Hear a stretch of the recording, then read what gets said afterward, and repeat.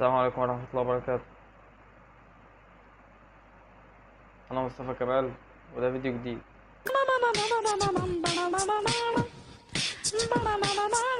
لا مؤاخذة بقى على الوش ده، أنا لسه صاحي شوية كده بقى وهتلاقوني فكيت. لقيت بقى موضوع كل شوية، أنا امبارح بالليل بقلب لقيت في ناس أشباه بشكل غريب. لقيت شبيهة سوزي، شبيهة شاكر، أشباه كتير، أشباه هوريكوا دلوقتي.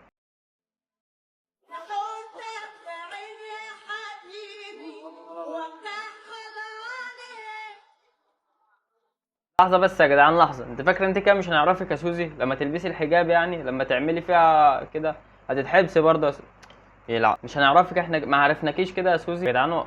يلعب. انا هحلق شعري، هحلقه خالص. الفيديو اللي جاي انتوا مش هتشوفوه عشان انا زهقت منه يا جدعان. والله بجد موضوع الناس ده، يعني مصر فيها اشباه كل الناس اللي انا تقريبا. يا عم بقى بطل، يعني مصر فيها اشباه كل الناس اللي انا تقريبا. مش عارف لو حد لا شبيه يا جدعان يقول لي انا شبه مين في الكومنتات. يعني الاتنين دول مش سوزي. المصيبة الأكبر بقى، نروح للمصيبة الأكبر. بيقولوا علياء فاصولي. شبيهة علياء. يعني ايه؟ يعني ايه؟ علياء فاصوليا، يعني عشان وش عامل زي الفاصوليا.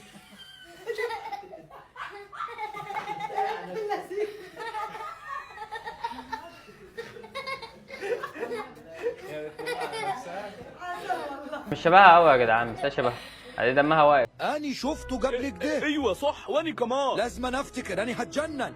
استنى، لا اني مش فاكره، راح عم دلوقتي يا جدعان كل اللي اتحبس يجي بداله شبيه. في شبيه شاكر، شبيه سوزي، شبيه علياء. هنلاقي كمان شوية شبيه مداهن. تعالوا يا شباب بقى اقول لكم انا قاعد مع مين. فان ديزل طبعا غني عن التعريف، حنوتي، فان دايك، دي ماريا، نيمار، صلاح، بنزيما، ماني، كرارة، حرارة. الاستاذه الكبيره طبعا عارفين. كان على عيني. ايوه بقى قولوا بقى انتوا في الكومنتات غني عن التعريف. حتى الشعراوي يا جدعان. احنا نطلع من موضوع الأشباه ونتكلم بقى في موضوع مين؟ موضوع الناس اللي اتحبست والناس اللي طلعت من الحبس. عندنا دلوقتي مون اللي اتحبس، معرفش اتحبس ليه، هنخش برضه ونشوف. شفت حبس ممكة؟ شفت القبض على مساجدة؟ شفت القبض على سوزي الأردنية؟ شفت القبض على شاكر؟ شفت القبض على مداهم؟ شفت حقيقة هروب وفاء عامر بره مصر؟ شفت القبض على علياء قمرون؟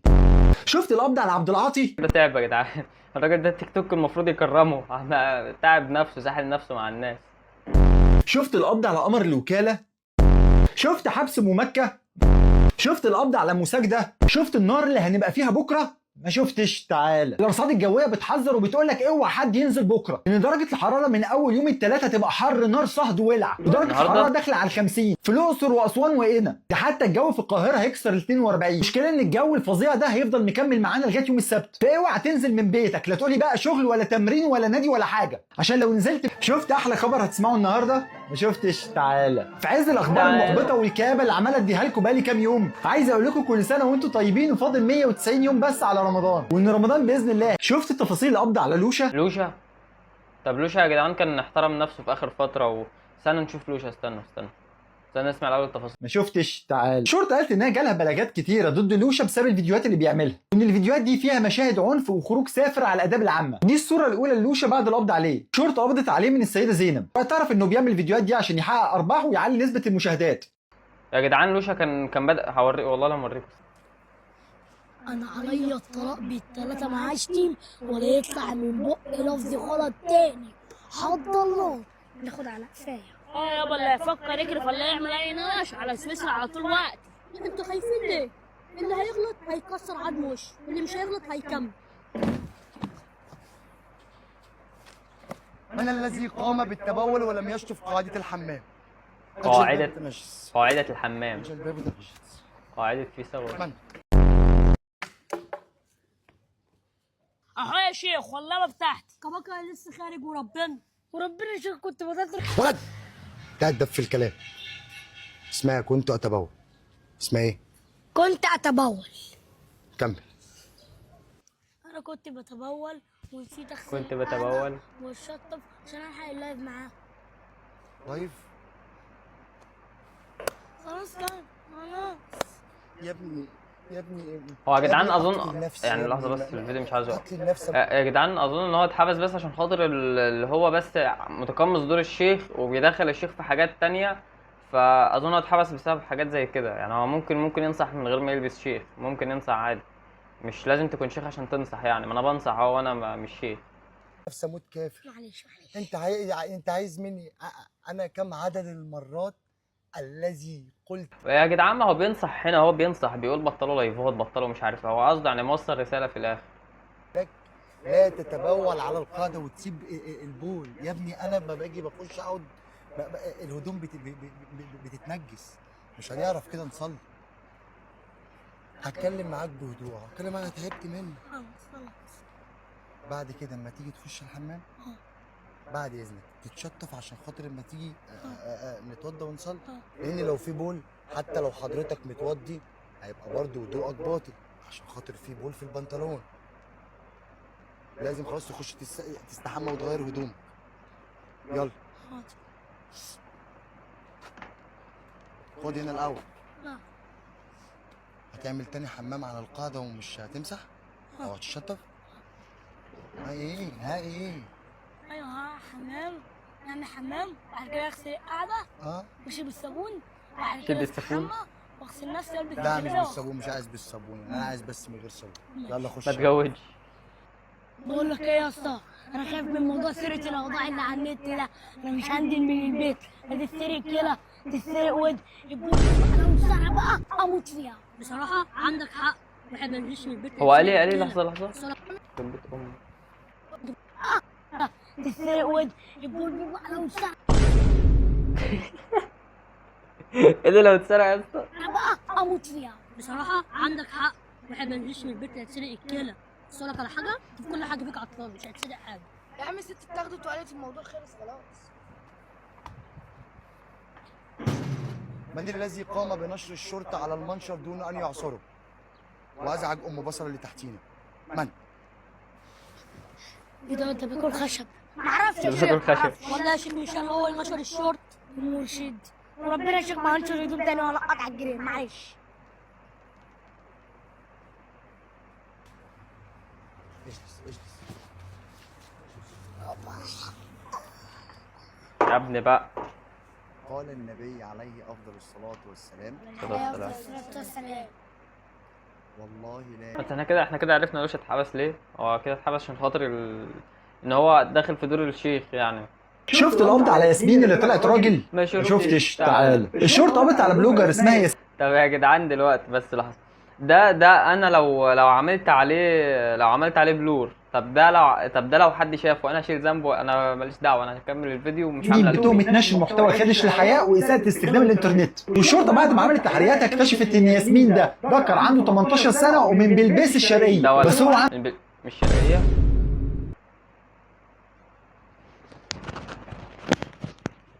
مش عامل يوتيوب تاني يا جدعان. كفايه كده انتوا فضحتونا. كفايه ابو كبير ميديا، مش هيبقى انتوا ابو كبير ميديا. يلا السلام عليكم. بهزر هكمل. عنده ميول أنثوية كده. ولما الشرطة قبضت عليه لقوا يا ابن الخال، يا ابن انتوا بتطلعوا منين؟ مش شرقيه ليه؟ تعرونا تجميل واكسسوارات تخليه أنثى. شفت القبض على يا عم اللي بقى. طلعت راجل؟ ما شفتش؟ تعال. الشرطة قبضت على بلوجر اسمها ياسمين بتهمة نشر ده يتحط ورايا كده صح؟ وإساءة استخدام الإنترنت. والشرطة بعد ما اسكت انت. لا مؤاخذة يا عم احمد، ده عشان هو راجل كبير بس. عشان بس ايه هيقولوش ان انت بتقل ادبك على الناس الكبيرة وايه ويتعمل لي قضية انا كمان. مش عايز اتحبس. شفت محمد رمضان لما شتمنا؟ ما شفتش. انا اسف يا جدعان بس التابلت الكاميرا بتاعته معفنة فبيعمل زي ما انتم شايفين كده. ما شفتش؟ تعالى. ناس كتيرة شككت ان محمد رمضان دفع فلوس عشان يتصور مع لارا ترامب، وان هي ما تعرفوش ولا حاجه. ده هو دفع $3500 واتصور معاها الصورتين دول وخلاص. بس محمد رمضان قال انا سافرت لنيويورك بدعوه من لارا ترامب شخصيا، وقال ان هي دعته عشان يحضر ايفنت لدعم الموسيقى في العالم ملوش علاقه بكلاب الشوارع. وقال مع كامل عطفي لكلاب الشوارع وكامل احترامي للكلاب اللي شككوا في مصداقيتي. رمضان بيقول ان اي حد شكك في مصداقيته وقال ان هو دافع ثمن التذكره عشان يتصور مع لارا ترامب يبقى بوبي. انت بقى تفتكر رمضان جات له دعوه فعلا يا عم هيكون اتصور مع مين يا عم؟ هيكون اتصور مع مين يا جدعان؟ انتوا عاهات. انا بستغرب الاقي واحد قدوته محمد حمدان. شفت اول ظهور لمونلي بعد القبض عليه؟ ما شفتش، تعالى. بعد ما ناس كتيره قالت هو ليه الداخليه ما اعلنتش على القبض عن مونلي، دي اول صوره لمونلي بعد ما الداخليه قبضت عليه من جوه كافيه في التجمع، وجيت له تهمه نشر مقاطع فيها الفاظ خادشه للحياه والخروج على الاداب العامه. مونلي قال انا كل اللي بعمله هي هو لحظه بس يا جدعان، لا مؤاخذه بس على المنظر ده. هو خدش الحياء فين؟ انا يا جدعان انا بصوا، انا مبدئيا انا ما كنتش بحبه في الاول، بس هو خدش الحياء فين؟ يعني الواد ما عملش حاجه. فيديوهات واعلانات على التيك توك وسوسي صاحبتي وبنعمل ده سوا، وانا واخد دبلوم وبكافح من وانا صغير وما بعرفش حاجه عن غسيل الاموال ولا بعمل فيديوهات تكدش الحياء. شفت اول ظهور لمونلي بعد القبض عليه. هو يا جدعان عنده حق، يعني مونلي يتقبض يا عم بقى. الله، مش عارفين نصور فيديو. شفت شاكر غسل فلوس قد ايه من التيك توك؟ ما شفتش، تعالى. إدارة الأموال العامة بوزارة الداخلية بتتهم شاكر إنه غسل 100 مليون جنيه من فلوس التيك توك، واتهموه إن هو عمل صفحات على مواقع التواصل الاجتماعي بينشر فيها فيديوهات بتتعارض مع مبادئ وقيم المجتمع. والتحريات بتقول إن شاكر اشترى عربيات وشقق وشركات عشان يبين الفلوس اللي خدها دي من مصدر قانوني، والداخلية بتقول إن مجموع الفلوس اللي شاكر غسلها تقريبا كده 100 مليون جنيه. شاكر دلوقتي محبوس 15 يوم على ذمة التحقيق بعد ما طلعوا قرار بالتحفظ على أمواله ومنعه من التصرف فيها. شفت الإفراج عن مدير أعمال شاكر؟ ما شفتش، تعالى. الأجهزة الأمنية أفرجت عن سعدني مدير أعمال شاكر ده بعد ما كان محتجز فترة في اسم شرطة التجمع الأول، وأجهزة التحقيق كانت أمرت بإخلاء سبيل شاكر وسعدني في تهمة المخدرات والسلاح اللي بيقولوا إن هم لقوها في عربية شاكر. بس كده شاكر لسه محبوس في قضية التربح من التيك توك، وجهات التحقيق كان طلبت من قطاع غسيل الأموال في مباحث الأموال العامة. شفت القبض على الراجل اللي قال إن هم خدوا كليته وباعوها؟ ما شفتش، تعالى. من كام يوم في واحد طلع على التيك توك وقال ان في فنانه مشهوره خدت كليته وكانت مساجده هي الوسيط ما بينهم، وقال ان كل كلام مروه بنت الرئيس صح وانا معايا اثبات بكده واتحمل كل مسؤوليه. استشهد من لحظات مراسلين قناه الجزيره الصحفي انس الشريف ومحمد قريقه، وده بعد هجوم من جاره اسرائيليه على الخيمه اللي كانوا قاعدين فيها قدام مستشفى الشفا، والجاره دي ادت لاصابه صحفيين تانيين وتدمير جزء كبير من مبنى الطوارئ في المستشفى. ومع استشهاد قريقه والشريف وصل عدد الصحفيين اللي استشهدوا لاكثر من 323 صحفي، وكده وصل عدد الشهداء في قطاع غزه من وقت 7 اكتوبر 2023 لاكثر من 61430 شهيد و153 و313 الف مصاب. يا ريت كلنا ندعي لهم ان ربنا يرحمهم ويغفر لهم وشهداء في الجنه باذن الله ان شاء الله، ربنا يرحمهم يا رب. وادعوا لاخواتنا في فلسطين يا جدعان، ما تنسوش تدعوا لاخواتنا في فلسطين، اهم حاجه. وبس كده، خلينا نكمل بقى الفقره بتاعتنا. شفت محمد رمضان وهو بيشتغلنا؟ ما شفتش، تعالى. شفت الحوت اللي كلم المدربه بتاعته بسبب البريود؟ ما شفتش، تعالى. شفت القبض على اسلام عاطف؟ ما شفتش، تعالى. شفت القبض على نيستون؟ ما شفتش، تعالى. شفت اخلاء سبيل شاكر؟ ما شفتش، تعالى. شفت القبض على بتوع التاتو؟ ما شفتش، تعالى. شفت القبض على مونلي؟ ما شفتش، تعالى. شفت القبض على لوليتا؟ ما شفتش، تعالى. خلاص ايه فيها؟ شفت البنت اللي راحت يا جدعان ملاهي؟ ما شفتش، احلقوا بنت راحت ملاهي مشهوره في 6 اكتوبر مع اصحابها. البنت قعدت تلعب كذا لعبه مع اصحابها وفي الاخر قالت لهم انا عايزه اجرب قطر الموت. اول ما اللعبه اتحركت بسرعه البنت قعدت تصرخ، وصاحبتها اللي كانت قاعده جنبها لقت ان وشها اصفر وابتدت تدوخ، وفجاه البنت فقدت الوعي وصاحبتها قعدت تصرخ عشان يوقفوا اللعبه، وعلى طول اللي بيشغلوا اللعبه وقفوها وجابوا لها عربيه الاسعاف ونقلوها على المستشفى. هناك اكتشفوا ان هي ما استحملتش اللعبه وعضله القلب وقفت وما عرفوش ينقذوها. ربنا يرحمها ويغفر لها ويصبر اهلها يا رب.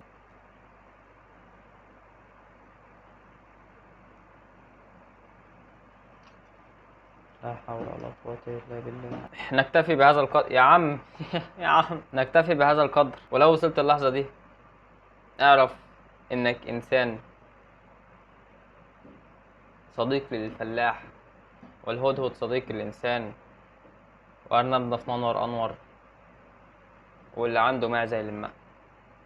المهم دلوقتي انت لو وصلت اللحظه دي ما تنساش تعمل لايك وفولو، لايك واكسبلور، ما تنساش تعمل لايك وسبسكرايب وتفعل الجرس وتعمل شير وتكتب لي كومنت تقول انك وصلت للحظه دي. عشان اتاكد انك وصلت للحظه دي اقول لك على جمله قد كده تكتبها زي ما بنقول في كل فيديو. الجمله دي هتكون انا وصلت لاخر الفيديو. بس انت هتكتبها انا وصلت لاخر الفيديو، انا كده عارف، يعني كده عرفت انك وصلت لاخر الفيديو. وصلي على النبي في الكومنتات برضو، خلينا نشحت حسنات. صلي على النبي في الكومنتات. وبرضو عشان بس انا الفيديو اللي فات نسيت اعملها، اول 10 اشخاص هكتبوا لي كومنتات هكتب اسمهم في الكشكول. والفيديو اللي جاي ممكن احتمال يكون عن مواهب المتابعين، او يكون فيديو اللي يضحكني ياخد مبلغ مادي كبير ضخم كده. مش هقول لكم المبلغ كام، بس هاخد مبلغ ضخم. فيعني ايه، احتمال، فجهزوا نفسكم كده واعملوا فولو على الانستجرام وظبطوا الدنيا. اليوزر بتاع الانستجرام اهو، ولينك الانستجرام هتلاقوه في الديسكريبشن او في البايو او في الكومنت المثبت. هتخش على اللينك بتاع الموقع بتاعي، هتنزل تحت هتلاقي لينك الانستجرام عندك وبس كده. ودول اخر 10 اشخاص كتبوا كومنتات، اول 10 اشخاص كتبوا كومنتات على الفيديو الاخير. ويا جدعان بصوا، انا دايما اول 10 اشخاص دول بكتب اساميهم هنا، وغير كده انا بصورهم وانزلهم ستوري على الانستجرام وحاططهم حافظهم على الانستجرام، يعني عشان لو اي حاجه حصلت لكشكول يكون معايا الاسامي. واول 3 اشخاص بالترتيب من المركز الاول للثاني للثالث اكتر ناس بيظهروا عندي او بيتكرروا عندي اساميهم، دول بقى الناس اللي ليهم جوائز بقى من المركز الاول للثاني للثالث، ليكوا جوائز. واسمعوا الاعلانات للاخر عشان انتوا ما تسمعوش الاعلانات للاخر. وبس كده، ما تنساش تدعي لاخواتنا في فلسطين وتقاطع وتخلي عندك دم كده وتقاطع وتعملي سبسكرايب. واللي يعمل سبسكرايب ما يشيلوش، عشان انا شايفك وعارفك اللي بتشيل السبسكرايب بعد ما بتحطه، واللي بتشيل الفولو من على الانستجرام بعد ما بتحطه. انتوا بتشتغلوني ولا ايه؟ تشتغلني؟ انت عايز تتخانق؟ عايز تتخانق يعني؟ يلا السلام عليكم. اعمل لايك بقى، متنساش اللايك والشير والسبسكرايب وفعل يا عم.